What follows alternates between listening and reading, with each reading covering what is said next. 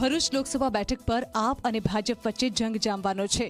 આપ અને કોંગ્રેસનું ગઠબંધન હોવાથી ભરૂચ બેઠક પરથી આપના ચૈતર વસાવા અને ભાજપમાંથી મનસુખ વસાવા મેદાને છે। ચૈતર વસાવાએ એક સભા દરમિયાન મનસુખ વસાવા પર આડકતરી રીતે પ્રહાર કર્યા અને કહ્યું કે મનસુખ દાદાને આ વખતે આપણે રિટાયર્ડ કરીને આરામ આપવાનો છે। દાદાની તબિયત હવે સારી નથી રહેતી, જેથી તેમને રિટાયર્ડ કરી દેજો। જો કે ચૈતર વસાવાના પ્રહારનું મનસુખ વસાવાએ જવાબ આપ્યો અને કહ્યું કે ચૈતર વસાવાને જે ભસવું હોય તે ભસે, હું પાછળ ફરીને નથી જોવાનો। દાદાને આ વખતે આપણે આરામ આપીએ। ઘણીવાર તબિયત નાંદુરસ્ત હોય છે, એમની અનેક ફરિયાદો હોય છે। વચ્ચે રાજીનામું પણ આપી દીધું હતું કે મારી તબિયત નથી બરાબર, છતાંય એમને મૂક્યા છે ત્યારે એમને હવે નિવૃત્તિ આપણે કરવાની છે, રિટાયર્ડ આપણે કરવાના છે। તો લોકોમાં એક કરંટ છે, જુવાળ છે, પરિવર્તન લાવવાનો છે। લોકો કંટાળેલા છે।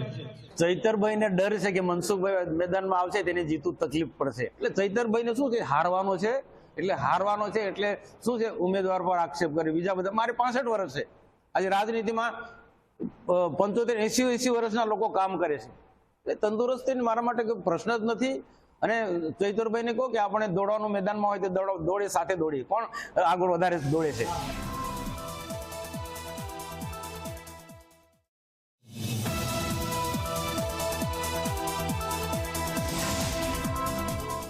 રાજકોટ